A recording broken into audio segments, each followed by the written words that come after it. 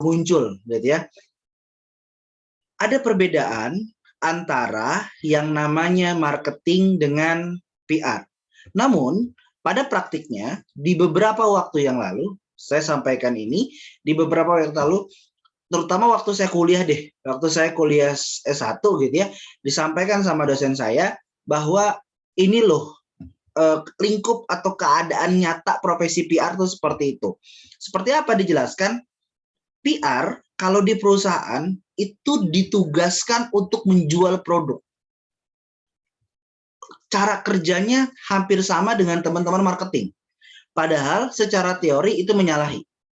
Jadi dulu itu PR itu kalau misalnya di perusahaan-perusahaan itu tugasnya ya udah lu jual produk sama teman-teman marketing. Padahal kalau misalnya kita boleh mengklasifikasikan, kita bukan tugasnya untuk menjual produk. Kita memang bisa berkolaborasi dengan teman-teman marketing. Bahkan sekarang kan ada yang namanya bauran komunikasi, istilahnya bauran komunikasi atau mixed communication antara marketing sama komunikasi. Makanya ada beberapa perusahaan yang bukan hanya mempunyai divisi ke-PR-an, Public Relations Officer, tapi juga mempunyai divisi marketing komunikasi, Markom, ya. Saya ingin menyampaikan bahwa dalam sebuah perusahaan, jika perusahaan tersebut mempunyai produk yang akan disampaikan atau yang akan dijual kepada publik, tugas menjual adalah tugas teman-teman marketing, bukan tugas teman-teman PR. Tugas teman-teman PR adalah membantu teman-teman marketing membuat atau mencitrakan produk yang akan dijual sama teman-teman marketing itu bisa sampai kepada masyarakat. Sebelum teman-teman marketing menawarkan, produk itu sudah ada di benak masyarakat. Dan itu tugasnya teman-teman PR. Jadi teman-teman itu tugasnya bukan menjual produk, tapi mencitrakan produk. Bikin citra dari produk tersebut. Produk kan nggak bisa satu ya. Produk perusahaan itu kan banyak, 1, 2, 3, dan sebagainya. Tugas teman-teman adalah mencitrakan produk. Produk ini bagus, produk ini baik, produk ini bermanfaat, produk ini aman, produk ini halal dan sebagainya. Itu yang menjadi tugas teman-teman. Bukan menjual, karena menjual itu tugasnya teman-teman marketing. Kalian membantu saat teman-teman marketing itu menyampaikan kepada publik, ini loh Pak, produk yang saya tawarkan adalah produk yang bagus, produk yang baik, produk yang bermanfaat dan sebagainya. Sebelum marketing menyampaikan itu kepada publik, marketing udah tahu. Udah tahu itu karena hasil kerja dari teman-teman PR. Nah sekarang dari beberapa diskusi yang saya ikuti gitu ya, dari praktisi-praktisi PR, sekarang sudah ada keterbukaan, sudah ada pencerahan lah gitu ya. Perusahaan-perusahaan tuh jadi tahu gitu ya bahwa oh itu loh perbedaan antara marketing sama PR. Gak bisa disamakan antara marketing sama PR. Marketing tugasnya jual produk, tapi PR tugasnya adalah mencitrakan produk, membuat nilai dari produk tersebut, sehingga produk tersebut itu saat disampaikan kepada publik, publik itu pengen beli, publik itu tertarik, publik itu penasaran, publik itu merasakan, oh ini ada manfaatnya nih, ini ada keuntungannya buat gue dan sebagainya. Nah itu salah satu perbedaan ya yang harus saya sampaikan sama teman-teman, biar nanti pada saat teman-teman kerja, teman-teman teman-teman bekerja sesuai dengan memang job desk-nya. Tanggung jawab teman-teman adalah pada saat akan berada di sebuah perusahaan yang akan menjual sebuah produk, tugas kalian adalah mencitrakan produk tersebut, bukan menjual produk tersebut. Walaupun memang mencitrakan produk itu ujung-ujungnya adalah penjualan dari produk, tapi penjualan produk itu bukan tanggung jawab kalian. Tanggung jawab penjualan itu adalah teman-teman dari divisi marketing, bukan dari teman-teman. Makanya kenapa ada banyak perusahaan sekarang bukan hanya ada divisi PRO-nya, bukan hanya ada divisi Public Relations Officer-nya, tapi juga ada divisi Markom, marketing komunikasi. Digabungkan tuh di situ. Nah, tugas dari teman-teman marketing komunikasi adalah bagaimana membantu teman-teman marketing agar produk ini sebelum disampaikan itu sudah ada di benak masyarakat. Sebelum ditawarkan itu sudah ada di benak masyarakat. Itu tugasnya dari teman-teman marketing komunikasi. Nah itu sedikit perbedaan yang harus saya sampaikan. Kalau misalnya teman-teman nanti berkolaborasi pada saat teman-teman menjadi seorang PRO, teman-teman akan berkolaborasi dengan jurnalis, saya yakin teman-teman tahulah apa yang akan hubungan seperti apa sih yang akan terjadi antara teman-teman sebagai seorang PRO dengan teman-teman jurnalis. Lalu, nah kaitan di materi kali ini adalah profesi teman-teman sebagai seorang PRO, sebagai Public Relations Officer, dengan teman-teman dari advertising, teman-teman dari periklanan. Di modul disampaikan bahwa ada yang namanya iklan tradisional, ada yang namanya iklan digital atau iklan online. Nah, iklan online ini nanti yang akan membentuk yang namanya online reputation atau e-reputation. Iklan tradisional, teman-teman, adalah iklan yang menggunakan media-media konvensional seperti TV, radio, dan sebagainya. Ya. Dan sifat dari iklan tradisional ini sifatnya interupsi. Artinya dia motong aja. Dia interupsi itu artinya kan memotong sesuatu gitu ya, memotong pembicaraan, memotong sebuah proses dan sebagainya gitu ya. Jadi iklan dalam iklan tradisional ya sifatnya adalah interupsi. Kita dipotong gitu. Maksudnya pas kita sedang menyaksikan atau melihat sesuatu program dan sebagainya tiba-tiba ada iklan. Seperti nonton televisi. Ya, teman-teman pada saat nonton televisi, nonton film, nonton sinetron gitu mungkin yang perempuan ya. Kalau Mas Ade, Mas Rehan, Mas Supri kayaknya nggak mungkin nonton sinetron gitu ya. Sekarang aja kayak Mas Ade masih di kantor nih gitu. Tapi kalau yang teman-teman perempuan itu biasanya nonton sinetron, misalnya nonton Ikatan Cinta nih gitu ya. Mungkin Mbak Fenty, Bu Ani ya gitu. Yang udah siap-siap nih standby gitu ya nonton Al ama Andin gitu ya. Lagi nonton Ikatan Cinta, tiba-tiba ada iklan ya. Kita kan nggak bisa protes. Kita kan nggak bisa meng-cut tersebut gitu ya. Kita kan harus nonton iklannya juga, ataupun kalaupun bisa kita cut ya dengan cara yang lain, dengan cara kita pindahkan channelnya dan sebagainya. Nah itu contoh dari sifat interupsi dari iklan tradisional. Ya, teman-teman nggak bisa berbuat apa-apa. Ya, mau nggak mau itu harus ditonton. Ya, kadang kan ditungguin gitu ya. Kalau mungkin di sini yang suka Ikatan Cinta gitu waktu awal-awal, kalau sekarang mungkin udah kesel gitu ya karena udah kelamaan banget tuh filmnya. Nah sekarang waktu awal-awal mungkin ngikutin gitu ya, iklannya lama gitu ya, takut kalau mau dipindahin. Mungkin bisa kita kalau misalnya lagi iklan terus kita pindahin gitu ya, kita nggak nonton iklannya gitu ya, itu bagian dari perlawanan kita terhadap iklan tradisional ya, sifatnya interupsi tadi. Tapi kan kadang suka takut ketinggalan ya, ntar kalau misalnya dipindahin ke channel lain nanti ketinggalan ceritanya dan sebagainya.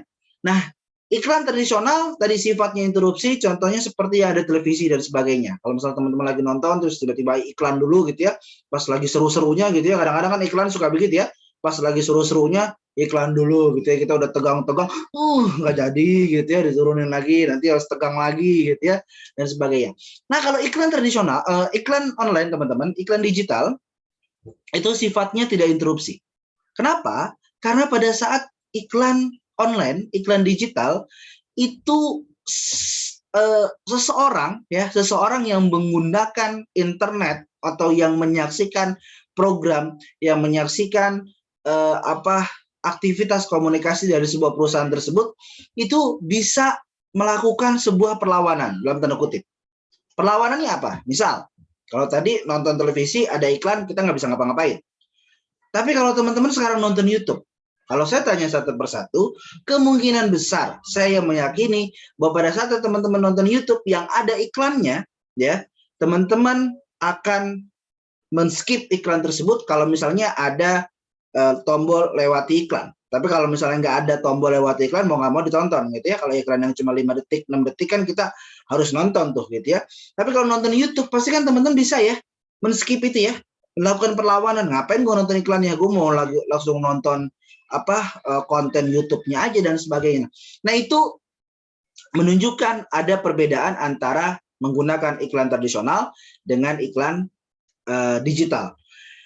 Ini menjadi sebuah PR buat profesi teman-teman nanti menjadi seorang public relations officer. Bagaimana teman-teman membuat sebuah iklan yang sekiranya itu dibutuhkan oleh publik. Informasinya dibutuhkan sama publik.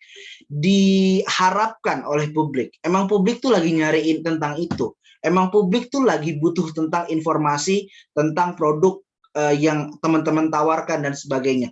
Itu menjadi PR buat teman-teman dalam aktivitas cyber public relations. Membuat sebuah iklan digital yang harus mampu mengakomodir semua pikiran, semua keinginan, semua kebutuhan masyarakat, semua kebutuhan publiknya. Walaupun secara logika tidak mungkin, gitu ya. Kita bisa memuaskan semua orang itu nggak mungkin, gitu ya. Mungkin saja yang bisa kita puaskan ya publik-publik kita yang sudah setia dengan produk kita dan sebagainya, gitu ya. Kalau teman-teman kerja kan yang di bagian produk atau bagian jasa, teman-teman pasti punya konsumen setia, gitu ya, yang memang sudah langganan dan sebagainya. Itu mungkin bisa tuh kita keep, gitu ya, kita kelola, gitu ya, agar dia tetap menjadi konsumen yang potensial buat kita. Tapi perhatian kita bukan hanya kepada mereka yang sudah potensial, yang sudah menjadi konsumen kita, tapi juga kepada mereka yang tidak mengetahui atau belum mengetahui tentang produk kita. Bagaimana teman-teman membuat sebuah iklan via digital yang itu harus mampu mengakomodir semua keinginan atau kebutuhan yang kira-kira diinginkan oleh publik. Itu menjadi PR-nya. Nah, di pembahasan kali ini kita membahas tentang yang namanya owner reputation. Salah satunya kita akan dikenalkan dengan yang namanya iklan tradisional dengan iklan digital. Ada beberapa hal yang nanti akan teman-teman baca di modul, gitu ya. Secara bahasa, reputasi itu adalah perbuatan atau sebagainya sebagai sebab untuk mendapatkan nama baik. Kita tahu bahwa ujung dari pekerjaan seorang PR itu hanya dua, ya. Hanya dua, tidak ada yang lain, tidak ada yang ketiga. Yang pertama adalah citra, yang kedua adalah reputasi. Ya, dua ini adalah ujung dari goals, tujuan seorang public relation. Bagaimana citra dan bagaimana reputasi. Sekarang saya mau tanya deh sama teman-teman, pasti teman-teman sudah belajar tentang dasar-dasar PR, ya. Silakan di sini siapa yang mau jawab. Apa perbedaan antara citra dengan reputasi? Boleh satu orang yang mau menjawab, silakan.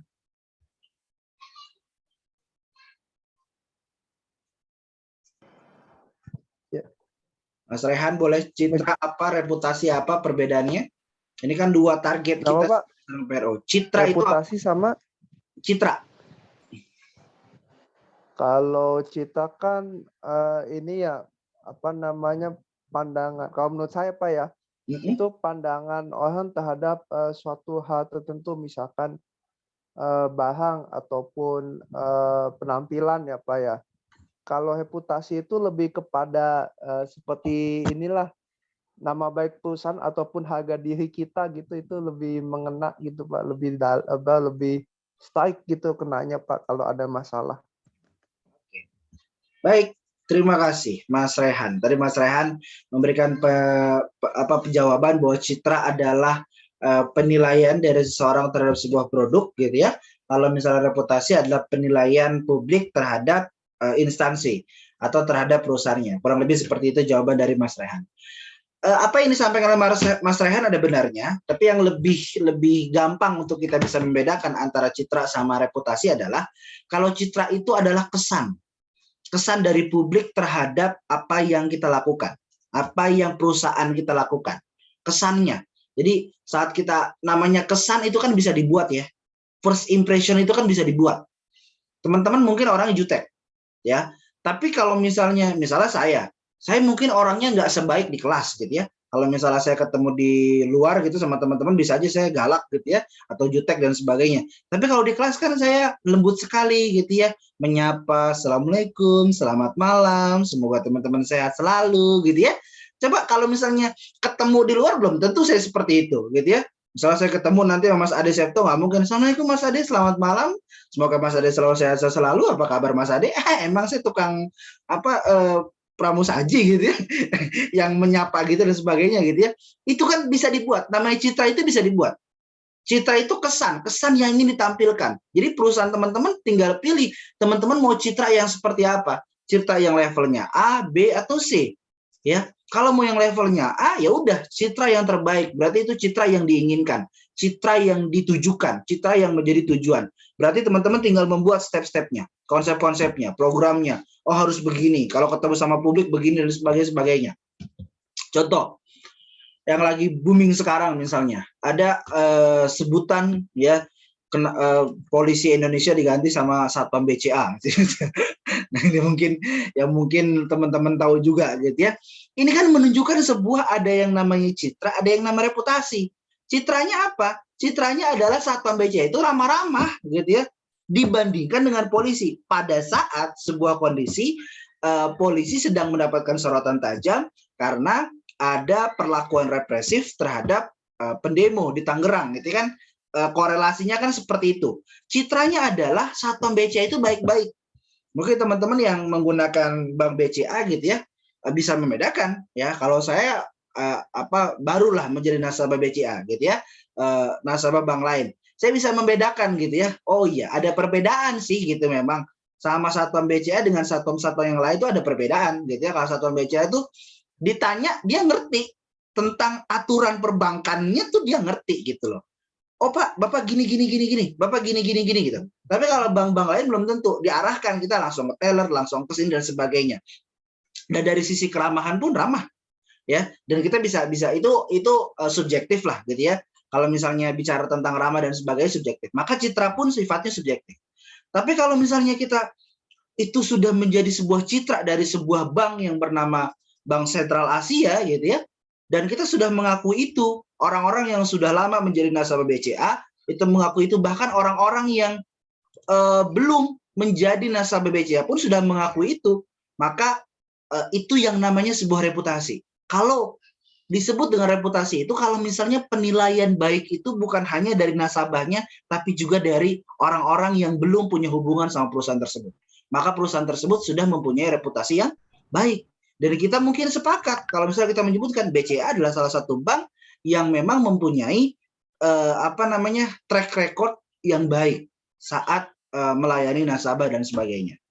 Nah, itu mungkin salah satu contoh gampang untuk membedakan apa yang namanya citra dengan reputasi. Kalau citra itu kesan, dan citra itu bisa dibuat, ya.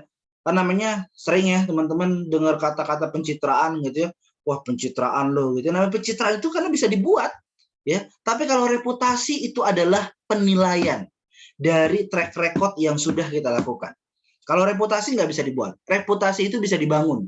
Nah, salah satunya saat kita bicara tentang cyber PR, yang harus dibangun adalah e-reputation. E-reputation apa contohnya? Misalnya paling gampang, contohnya, sebuah perusahaan itu mempunyai e-reputation kalau misalnya teman-teman jual sebuah produk. Saat orang ingin mencari bidang di produk itu, misalnya teman-teman jual sepatu, bekerja di perusahaan sepatu olahraga. Sepatu olahraga kan banyak ya, ada si Nike, ada si Adidas gitu ya, ada si Puma gitu ya. Teman-teman misalnya Nike nih ya, si Nike gitu ya, kerja di Nike gitu ya. Pada saat orang nyari sepatu futsal, bukan sepatu Nike, yang keluar adalah Nike yang pertama, Adidas yang kedua misalnya, Puma yang ketiga, Speed yang keempat dan sebagainya. Itu menunjukkan sudah mempunyai reputation yang bagus. Salah satu indikatornya itu, saat kita cari landing page-nya yang keluar adalah perusahaan kita. Dan itu sesuatu yang positif. Kalau sesuatu yang positif. Kalau yang keluar Nike, tapi Nike-nya review dari orang-orang yang sudah menggunakan Nike, tapi review yang buruk, maka itu bukan e-reputation. E-reputation itu kalau misalnya di landing page-nya itu ada informasi tentang perusahaan yang memang informasinya adalah informasi yang positif. Itu salah satu indikator dari e-reputation. Nah, itu kurang lebih pembahasan terkait tentang e-reputation, dan nanti teman-teman bisa baca lagi gitu ya yang ada di modul. Satu lagi mungkin yang harus saya sampaikan, saat kita membuat sebuah iklan digital ada beberapa hal yang harus kita pahami, yang harus kita perhatikan. Yang pertama adalah konten. Ya, kontennya harus seperti apa? Kontennya harus sesuai dengan apa yang dibutuhkan sama publik. Jadi saat teman-teman menjadi seorang PR dan teman-teman punya tugas untuk memberikan citra terbaik di dunia cyber untuk perusahaan gitu ya, teman-teman harus melakukan yang namanya riset. Ya, teman-teman harus melakukan yang namanya riset. Riset publiknya mau ngapain, publiknya mau apa dan sebagainya. Lalu yang kedua, situasi dari konsumen. Saat teman-teman membuat sebuah program, sebuah produk perusahaan teman-teman harus memahami kira-kira apa yang sedang dirasakan oleh publik. Misalnya, teman-teman produknya apapun lah gitu ya, dan kita harus tahu misalnya publiknya tuh sekarang lagi riuh-riuhnya gitu ya sama pandemi misalnya. Kemarin kita corona gitu ya. orang banyak takut dan sebagainya gitu ya. Teman-teman bisa bikin konten-konten yang bisa menenangkan kepada mereka gitu ya, terkait tentang corona, terkait tentang bagaimana pencegahan dan sebagainya. Itu menunjukkan saat teman-teman nanti bekerja dalam dunia cyber PR, yang harus teman-teman lakukan ada yang namanya analisis, riset, dan itu pekerjaan kalian. Pekerjaan kalian sehari-hari adalah analisis, yang kedua adalah analisis, yang ketiga adalah analisis ya. Yang pertama adalah riset, yang kedua adalah riset, yang ketiga adalah riset. Pekerjaan kalian basisnya adalah analisis dan riset. Itu semua. Itu yang harus teman-teman lakukan pada saat nanti teman-teman bekerja sebagai seorang public relations officer. Apalagi jika aktivitas PRO ini digunakan atau dilakukan dalam dunia cyber yang akan menjadi tantangan kita ke depan. Sekarang hampir semua digital semua ya. Ya, konvensionalnya kalau misalnya dia bilang, oh berarti nggak usah konvensional, nggak mungkin juga gitu ya. Semua orang tetap butuh yang namanya komunikasi secara konvensional, tapi digital itu tidak bisa terelakkan. Digital itu akan menyentuh kepada diri kita, akan ada di sekitaran kita, dan kita harus siap untuk menyongsong itu semua. Itu mungkin teman-teman penjelasan saya di materi hari ini terkait tentang online reputation. Ada pertanyaan silakan. Jika tidak nanti kita mulai diskusinya di WA group saja ya. Boleh, ada pertanyaan? Aman ya? Pertanyaan pertama, kalau tidak ada pertanyaan pertama dari saya, apakah teman-teman sudah download? Sudah ya. Biasanya saya tahu jawabannya sudah, gitu ya. Pertanyaan kedua dari saya, apakah teman-teman sudah baca? Nah, saya juga tahu jawabannya, gitu ya. Ini nanyanya formalitas saja. Saya juga tahu jawabannya belum, Pak, gitu ya. Karena saya tahu pasti Bapak ngejelasin, gitu. Karena kuliah harus ngejelasin. Masa dosen nggak ngejelasin, gitu? Nggak kerja dong, gitu ya. Tahu dikit bacanya. Dikit ya. Jawaban yang ketiga memang kadang-kadang suka begitu. Baru sedikit Pak, gitu ya. Baru sekilas Pak, itu jawaban yang aman lah, gitu ya. Jadi saya paham. Jadi kenapa saya jelasin, nanti teman-teman tetap baca ya modulnya biar ada kesepahaman antara apa yang saya jelaskan dengan apa yang sudah teman-teman download. Jadi jangan cuma di-download doang gitu ya, tapi juga dibaca ya.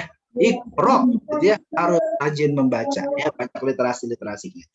Oke, ya, Pak. Itu ada lagi pertanyaan? Kalau tidak kita lanjutkan di WA karena waktunya juga kayaknya sudah, waktu kita singkat sekali ya. Saya terlalu nggak suka kalau misalnya saya dapat jam mepet nih, jam 5 tuh dapat jadwal jam 5 sampai jam setengah 8 tuh saya kalau bisa dibilang benci deh gitu.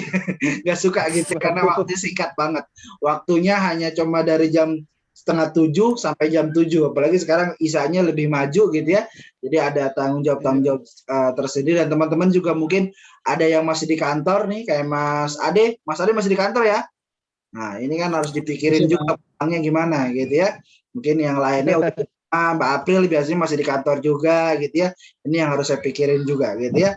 Oke, ada pertanyaan teman-teman? Aman?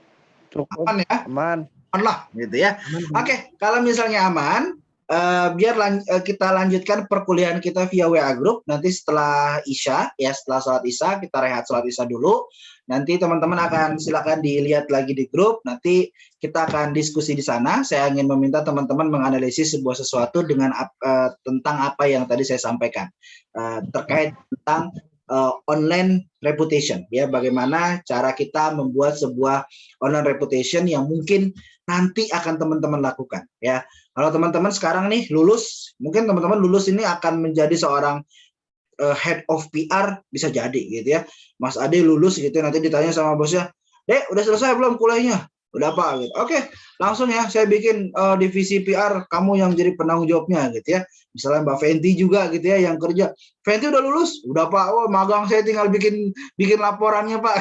"Saya kayaknya lulusnya cepet," gitu. Langsung mungkin jadi apa, statusnya ganti gitu ya, bukan di bidang itu lagi tapi langsung di bidang PR lah sesuai dengan jurusan kuliahnya. Kalau teman-teman ada ke arah ke sana, kesempatan ke arah ke sana sudah disiapkan, makanya lebih baik diskusi kita lebih kepada sifat-sifatnya yang teknis ya. Berandai-andai suatu saat teman-teman menjadi seorang PR, teman-teman nggak kaget karena sudah pernah didiskusikan di kelas. Gitu ya teman-teman.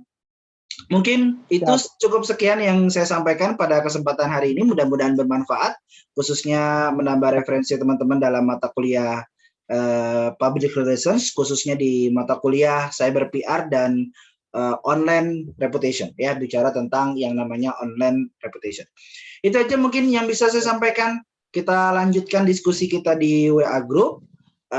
Nanti akan saya share pertanyaan diskusinya atau tema diskusinya di WA Group mungkin setelah Isya ya, sekitar jam 19.20 lah ya, biar teman-teman ada waktu Isya dulu, istirahat gitu dan sebagainya.